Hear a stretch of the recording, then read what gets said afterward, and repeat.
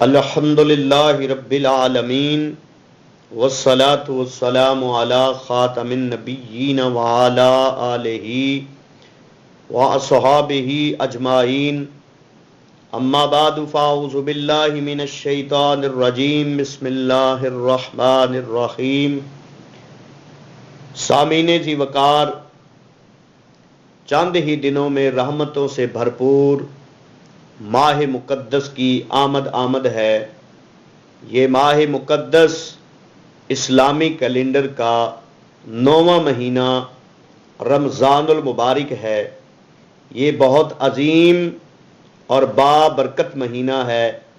یہ نیکیوں اور بھلائیوں کا موسم بہار ہے۔ اسی ماہ مقدس میں قرآن پاک نازل ہوا۔ اسی مہینہ میں لیلۃ القدر جیسی عظیم اور بابرکت رات عطا فرمائی۔ یہی وہ ماہ مقدس ہے جس میں کثرت نوافل، صدقہ و خیرات اور راتوں کے قیام کی طرف دل مائل ہوتے ہیں، جو انسان میں تقوی اور خوف خدا پیدا کرنے کا باعث بنتے ہیں۔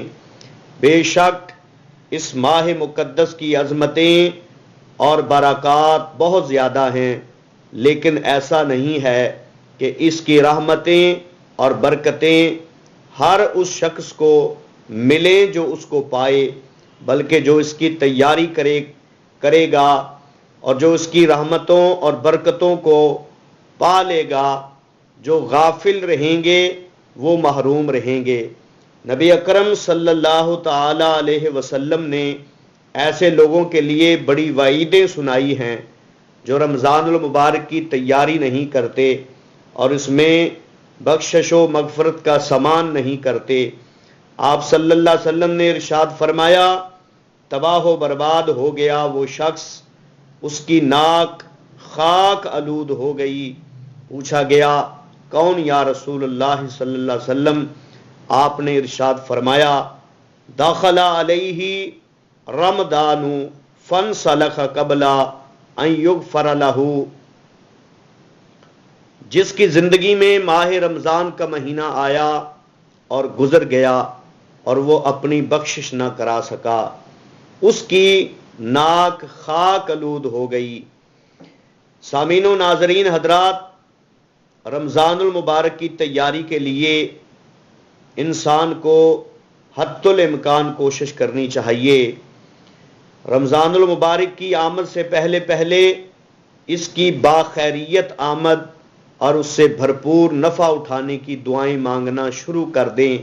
حضرت انس رضی اللہ تعالی عنہ بیان کرتے ہیں، نبی اکرم صلی اللہ علیہ وسلم کا معمول تھا کہ جب رجب کا مہینہ آتا تو آپ یہ دعا فرماتے، اللہم بارک لنا فی رجب و شعبان و بلغنا رمضان، اے اللہ ہمارے لیے رجب اور شعبان کو بابرکت بنا اور ہمیں رمضان شریف عطا فرما۔ صحابہ اور تابعین رضی اللہ تعالی عنہم نے جب نبی رحمت صلی اللہ علیہ وسلم کا یہ معمول پڑھا اور سنا تو ان پر رمضان المبارک کی اہمیت واضح ہوئی، تو انہوں نے یہ معمول بنا لیا۔ وہ 6 مہینے ماہ رمضان المبارک کو پانے کی دعائیں کرتے اور 6 مہینے اس کی قبولیت کی دعائیں کرتے رہتے، یعنی 6 ماہ آمد کی خوشی کرتے اور 6 ماہ جدائی کا غم برداشت کرتے۔ یوں ہی ان کا سارا سال رمضان المبارک ہوتا۔ نبی کریم صلی اللہ علیہ وسلم شعبان میں رمضان المبارک کی تیاری شروع کر دیتے۔ حدیث پاک میں ہے، کان اکثر صیام رسول اللہ صلی اللہ تعالی علیہ وسلم بعد رمضان فی شعبان، رسول اکرم و اجمل صلی اللہ علیہ وسلم رمضان کے بعد شعبان میں سب سے زیادہ روزے رکھتے تھے۔ آپ ماہ شعبان میں رمضان المبارک کی تیاری شروع کر دیتے، کیونکہ شعبان ماہ رمضان کے لیے مقدمہ اور پیش خیمہ کی حیثیت رکھتا ہے۔ روزہ کا مدار چونکہ چاند پر ہوتا ہے، اس لیے آپ چاند دیکھنے کا خصوصی اہتمام فرماتے، اور یہ سلسلہ شعبان المعظم سے ہی شروع ہو جاتا، یہ بھی رمضان کی تیاری کا ایک حصہ تھا۔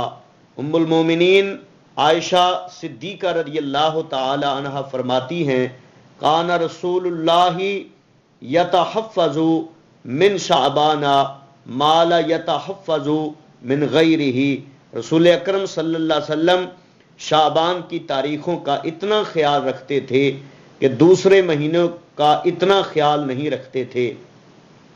اگر کچھ حقوق اللہ اور حقوق العباد آپ کے ذمے ہیں تو انہیں ادا کر کے ان سے فارغ ہو جائیں، مثلا پچھلے سالوں کی زکوٰۃ اور روزے باقی ہیں تو وہ ادا کر لیں، کسی کا حق مارا ہے یا کسی کا دل دکھایا ہے تو اس کا حق ادا کر دیں اور معافی مانگ لیں، اگر کسی نے آپ کے ساتھ زیادتی کی ہے تو اسے معاف کر دیں تاکہ اللہ تعالی آپ کو معاف کر دے، کیونکہ اعمال کا دار و مدار نیت پر ہے، اس لیے خالص اللہ کے لیے اور آخرت کے لیے روزہ رکھیں۔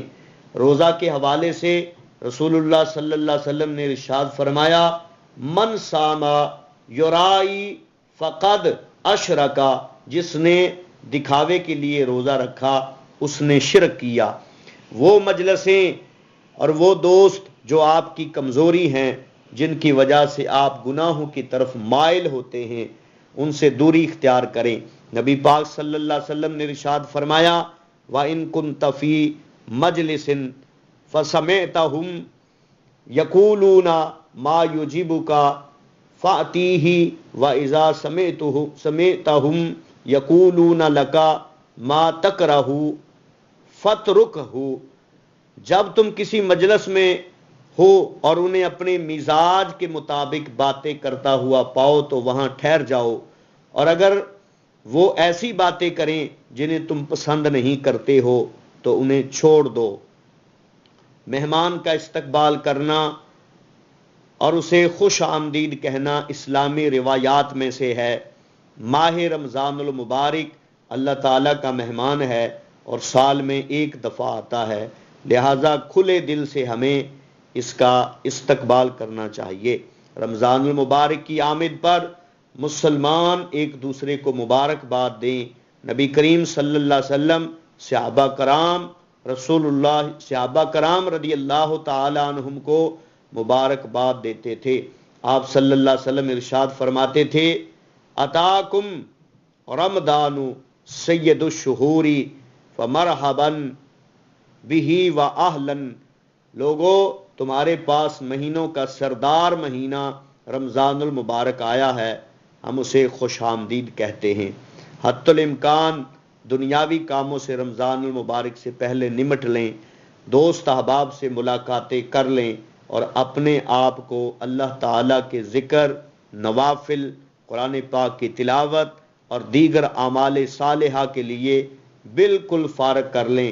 آخر میں دعا ہے کہ اللہ تعالیٰ ہمیں رمضان المبارک کی تیاری کرنے اور اس کے فیوز و برکات سمیٹنے کی توفیق عطا فرمائے، اور جو کچھ کہا سنا ہے اس کا ثواب اپنے مرحوم مسلمان بھائی بہنوں کو ایصال ثواب کرتے ہیں، اللہ تعالیٰ ان کے درجات بلند فرمائے اور ہمیں دین و دنیا کی خیر عطا فرمائے، آمین۔